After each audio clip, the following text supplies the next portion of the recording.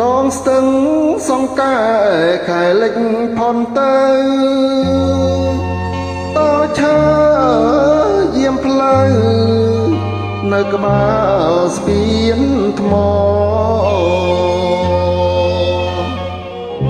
ស្រមោលធម្មជាតិខំរំលេងព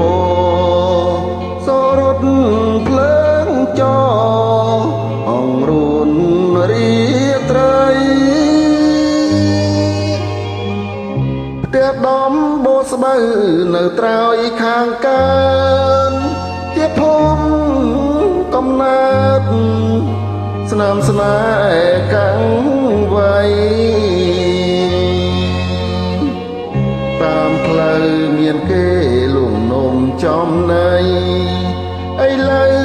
រឿងថ្មីឲ្យយើងភ្លេចអស់អូនកុំ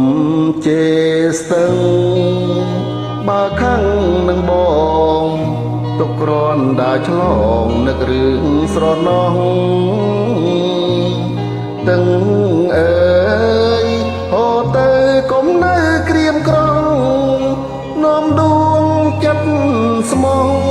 ទៅប្រាប់នាងផងអោស្ទឹងសង្កែធ្លាប់តែផ្ញើចិត្តពេលយប់ងងឹតស្ទាបអងអែលខ្នងបើឈុំស្នេហាសុំខ្លួនជាបងបានជួបម្ដងញញឹមគ្មានឈប់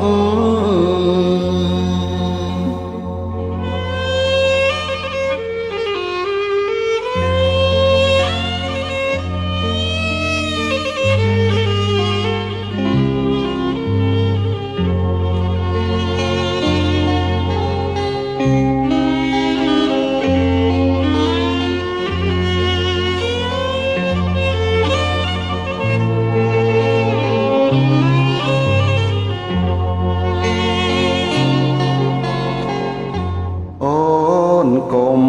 ជេរស្ទឹងបើខឹងនឹងបងទុកគ្រាន់ដើរឆ្លងនឹករឿងស្រណោះ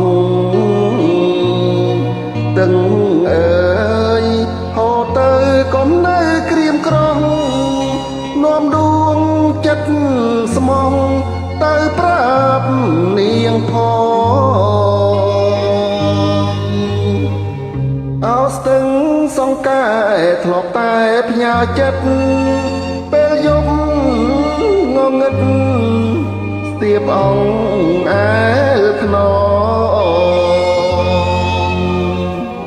បើឈុំស្នេហាសុំខ្លួនជាបងបានជួបម្ដងញញឹមគ្មានឈប់